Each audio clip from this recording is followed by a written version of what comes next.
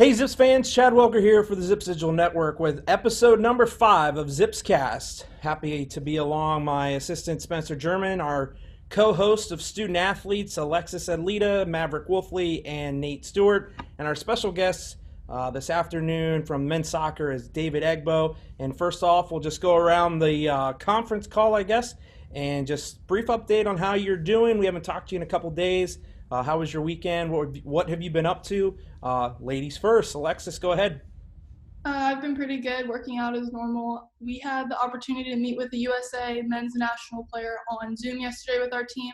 So we got to go through some of that, which was pretty cool. But other than that, I've kind of been doing the same thing. For me, pretty much the same too. Working out, just trying to, find ways to, get by the time and not get miserable.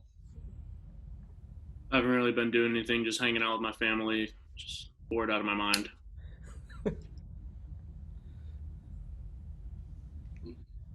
For me, I've just been, same thing, just working out and, trying to grind out the last weeks of schoolwork and just get it done. So. I'm curious. I know we talk a lot about different things we've been binge watching during the quarantine. I'm curious if anybody started watching the MJ documentary that came out starting on Sunday nights. You guys watch that at all? Yes, it was amazing. I think it's amazing. From what I heard, apparently like all the people at ESPN have already seen like the first 8, and that those were the like most like slow too, like the most too boring, I guess you could say. So if that was boring, like I can't wait. If that's boring, then yeah. So it should be fun. I was just curious. But anyway, we'll start off with obviously David, our guest. We'll let you just take a few minutes here and introduce yourself to Zips Nation. Just tell us about your background, your story a little bit, and how you ended up at the University of Akron. All right. Well, my name is David Egbo, and I am a junior forward on the men's soccer team. I am from Nigeria originally, but a lot of people think I'm from Pittsburgh, PA. I went to the Kiski School in Pittsburgh, Pennsylvania, so that was how I got to the U.S. It was a prep school for just all boys, and then I got a scholarship offer to come to the University of Akron to play soccer, and I jumped on that as soon as possible. And since then, it's been one heck of a ride. But I would not trade anything. I wouldn't do it again because it's made me the person I am today, the player I am, and like I have so many memories that I can think of and be grateful for during my time at Akron. David, we're going to ask you some questions now, and the first thing I want to just ask, I know you obviously have this past year had a tough decision to make just about your career and whether or not you wanted to forego your senior season. You chose to return. I'm just curious, as you're making a decision like that, what goes through your head? What kind of things are you weighing as you come to terms with, what you ultimately want to do with your career? Oh, you just got to think about first thing you got to think about what's best for you, and like you got to think about your future, because you don't want to make a choice that's just going to help you like immediately, but you want to think about long term.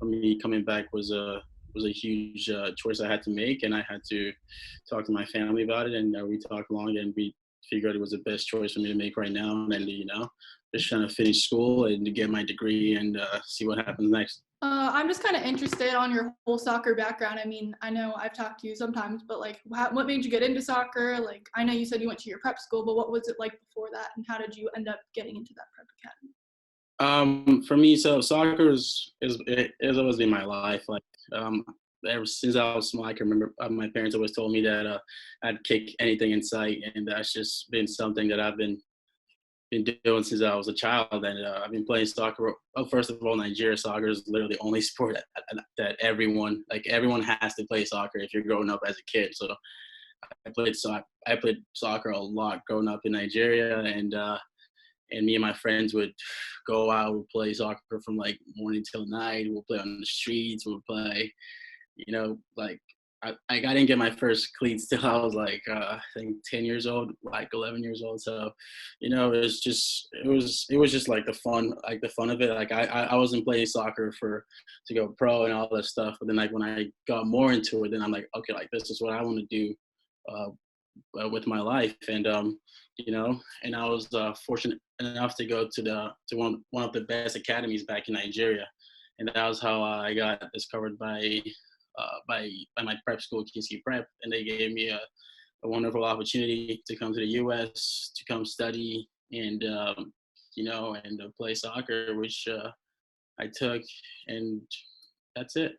Okay, so you talked about how in Nigeria it's when you're from the time you're born, soccer is the sport to play. So how different is that coming to America and seeing that America isn't soccer heavy? It's a big sport here, but it's not the main sport like football and basketball. Like how big of a difference to you is that? Oh, I remember my first day here. So when I first got to my prep school, it was a preseason day, and like on the table it said football. So I didn't see soccer because where I'm from, we call soccer football. So I went up to the coach, and I was like, I'm David Egbo, and I'm here to sign in for football. And this big guy was like looking at me, and I'm like, well, first of all, like I've never seen this coach before, so maybe like someone changed something, and like no one told me anything. So I was like, hi, coach. He's like, I didn't recruit you. And I was like, oh, like, all right, is this some kind of prank or something?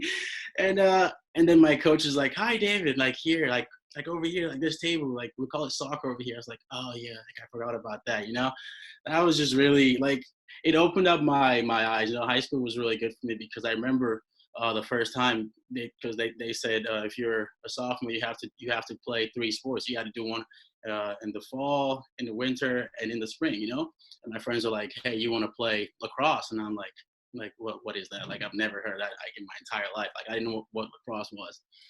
And so, because back home, like we know of basketball, we know of American football, we know of cricket, but like lacrosse and like all those sports, like I've never heard of them or seen them play since I got here. And like it took a little bit of adjusting to do, but it's been a wonderful experience so far for me.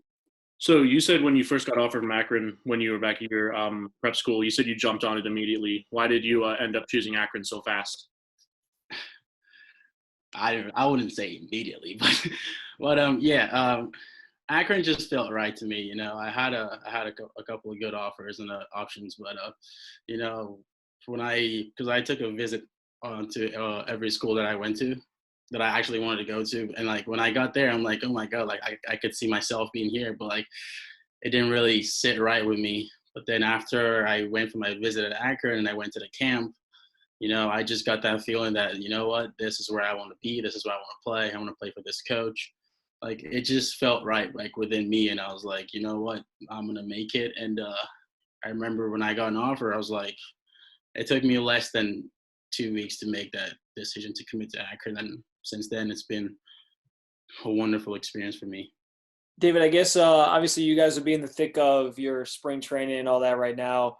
Just how are you sort of handling that? We've kind of asked everybody who's come on the show, how are you guys handling your training regimen and trying to stay in shape given, the options are sort of limited right now?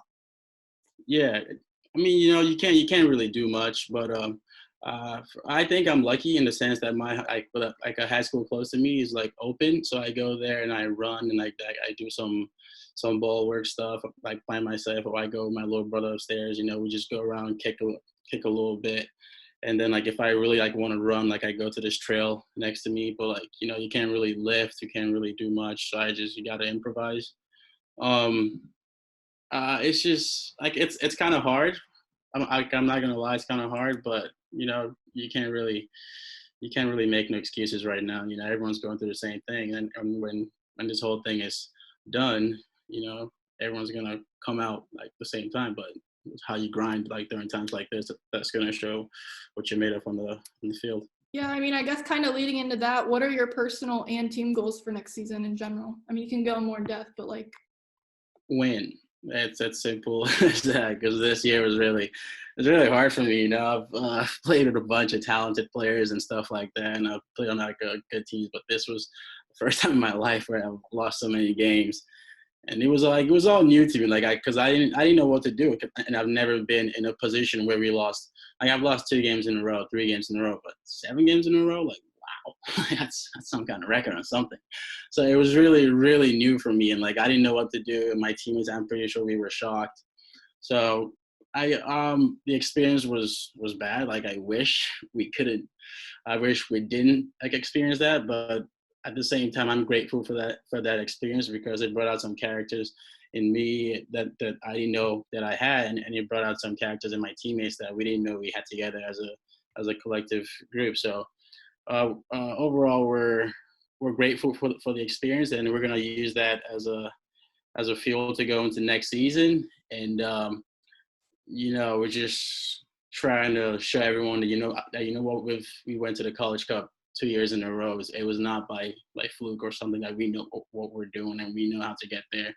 So it's just gonna be, I guess, our like Jared always says, like, our personal goal and team goal is to win. So I don't care what it is. I'm not really one to set personal goals for myself.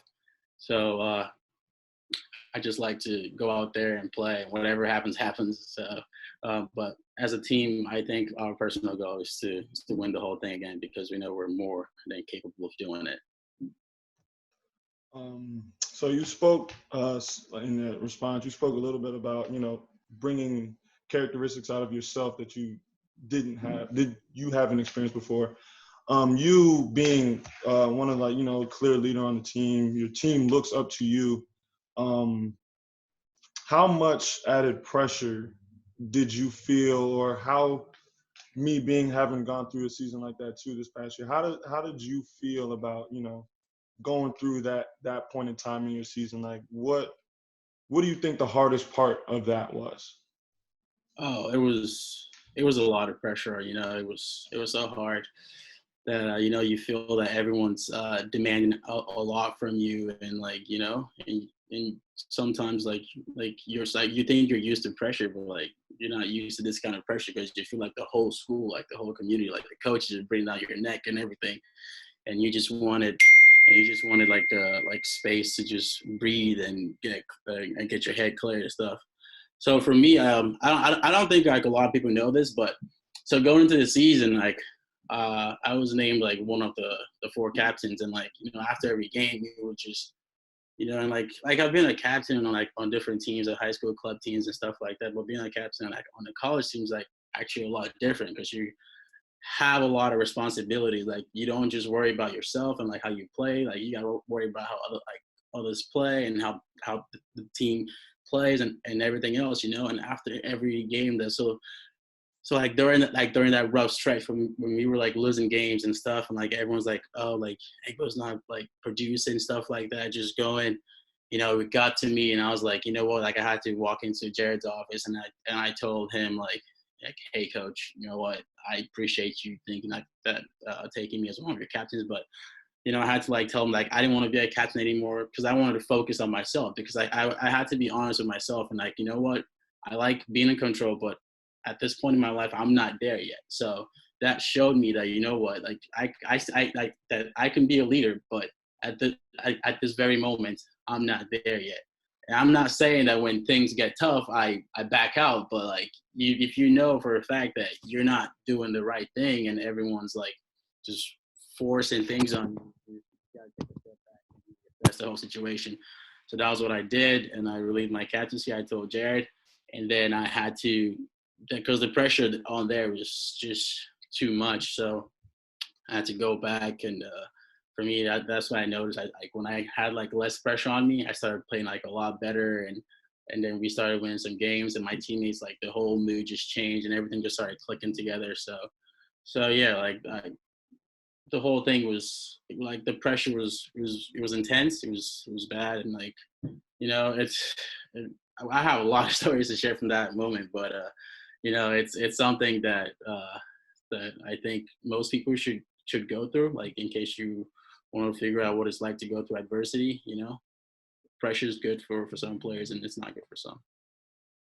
So with that, David, do you feel that this upcoming year if you and your team and your coaches say, hey, we'd like you to take on that captain ownership again, is that something that you would challenge yourself again? Not to put you on the spot right now exactly, but how did you grow from that time up until this point in time in your career? I think, yeah, if my team, I think it's something that I would think about. I'm not really sure if I really want it, just because of the way like the team is set up right now, you know. But for me, it's something that I would definitely consider. But I think I've definitely grown like over since from last year to this year, you know. From last year, I think the fact that we went into the season ranked number 2 in the country, and everyone's like, oh, right, Akron's there, so been to 2 college cups.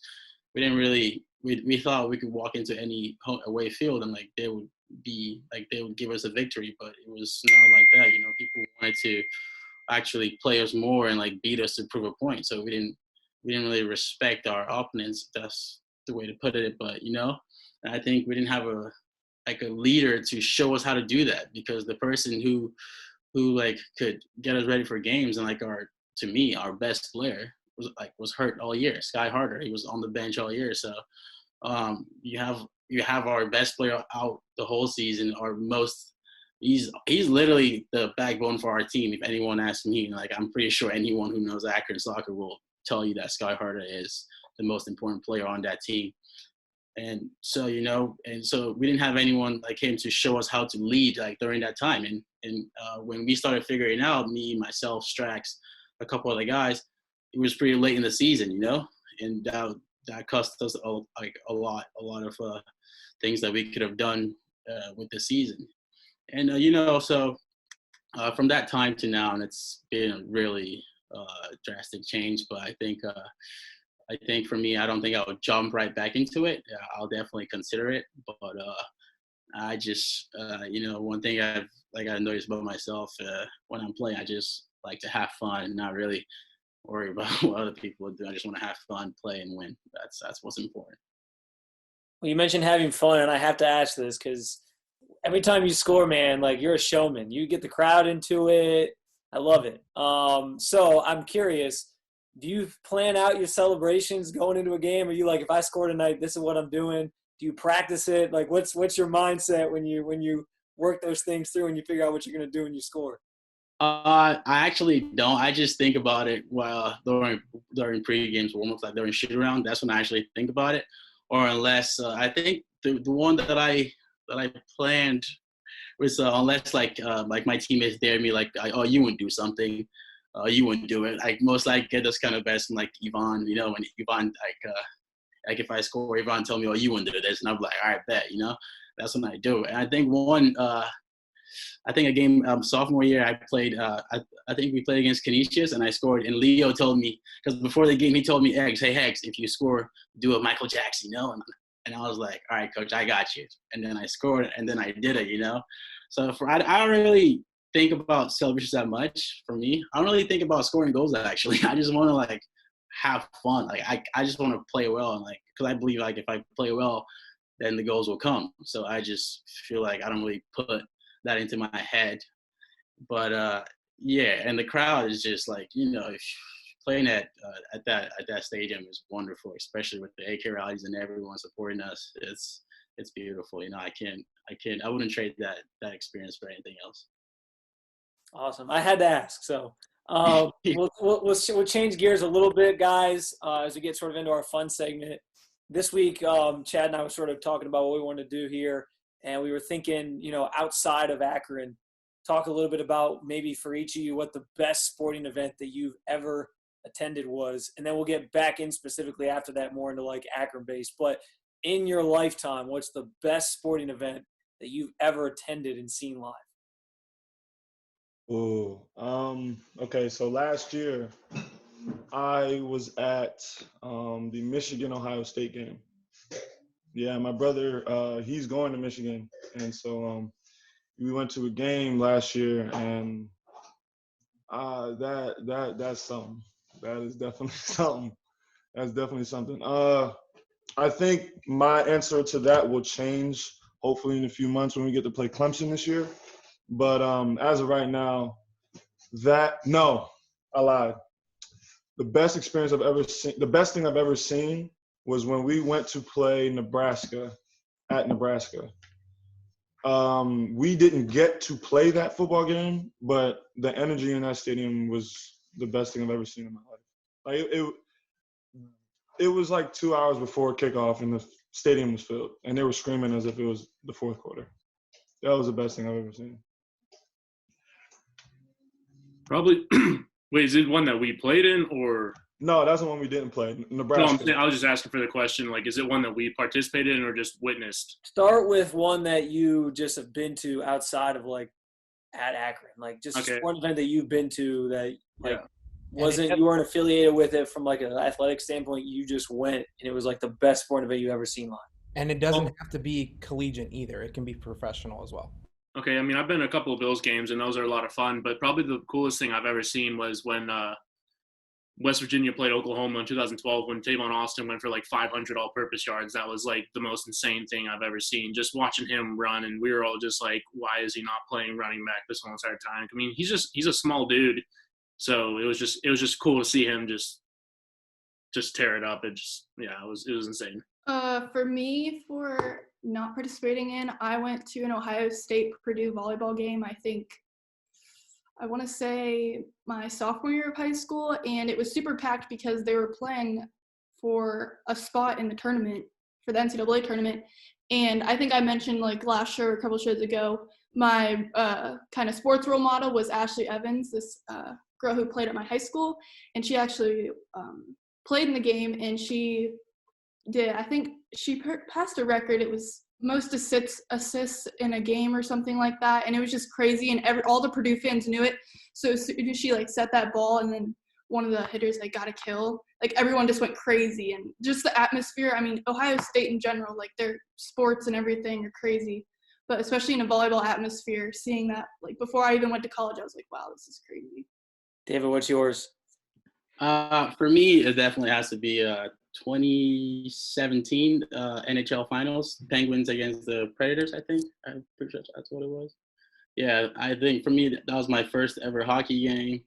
And it was so packed that we got into PPG Paints Arena, and like we couldn't find any seats. So me and my brother had to go outside the stadium. Like we had to sit outside to like watch it like on the big screen, and it was so much fun for me. Like I didn't think I'd have that much fun at a hockey game. Like I didn't even watch half the game, but still it was still fun for me just like be there, you know. All right, and then we'll bring it back to specifically at Akron. What is the best event, game, match, whatever that you have played in or been a part of? And it doesn't have to be at Akron either. It can be your high school career if there was like an awesome game with like your high school rival or something like that. But what's the best game that you've been a part of and played in? You can go ahead, David. Easy. Michigan State College Cup semifinals.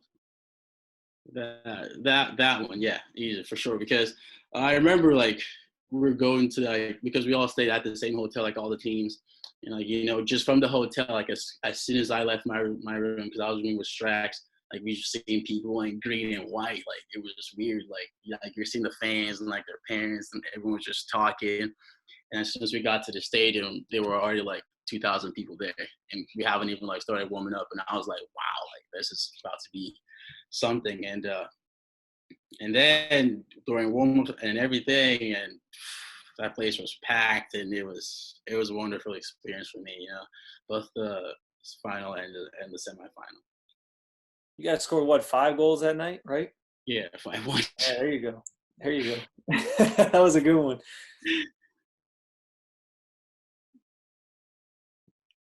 Probably for me, Northwestern was awesome when we beat them, but I probably have to go back to high school when we were playing our crosstown rivals. We had lost the year before in overtime by being stopped on like 4th and 1. So like that was like killing us all year long. And then we got to play them the next year, and we just like beat the crap out of them. And I set I set like the state record for longest run. I had like a 99-yard touchdown run, and it was against the guys that I used to play with in school. So it was kind of a sweet for me to be able to do that. So it was that probably it for me besides the Northwestern, obviously.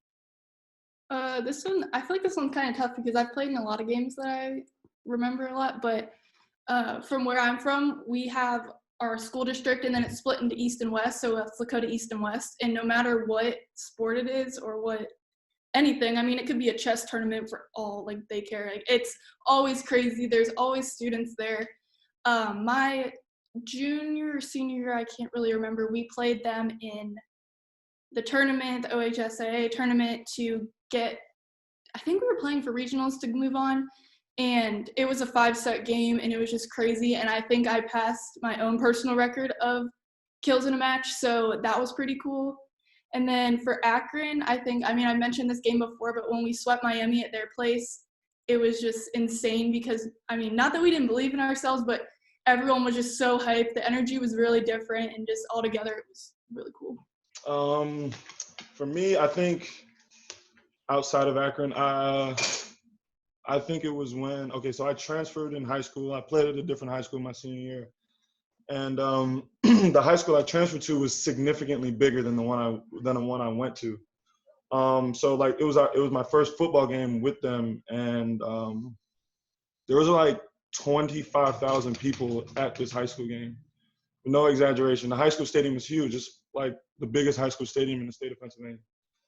And it was our home field, but I just moved there. So like I never been to a football game before that. So it was like 25,000 people at this game.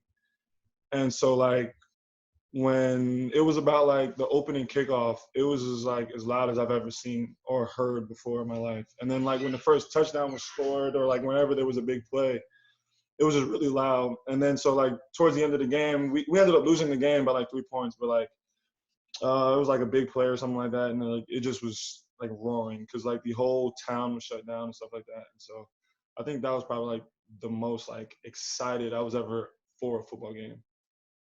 All right, so this is going to be a little bit, it could be a little bit tricky for you guys. As some of you know, I'm a two-time alum of Akron. So my question is going to be in regards to the same one, the best Akron event that you've been to as a fan, compared to, supporting your other student athletes. What would be, and I'll give you a couple seconds to think about that. That really sticks out that you were like, oh, I'm gonna remember that I was at this contest. Like I can tell you for me, 2009 has so many different men's soccer matches with Darlington Nagby, Teal Bunbury scoring goals against Northern Illinois in overtime or against Ohio State when we had to play over at St. Vincent St. Mary High School because of weather and wasn't the field that we have now. First ever Akron sporting event was a volleyball game, and I'm still very close to a couple the ladies on that team. So pick one of those events that you've been to on campus that has really excited you. And I know mine. My freshman year, 2016.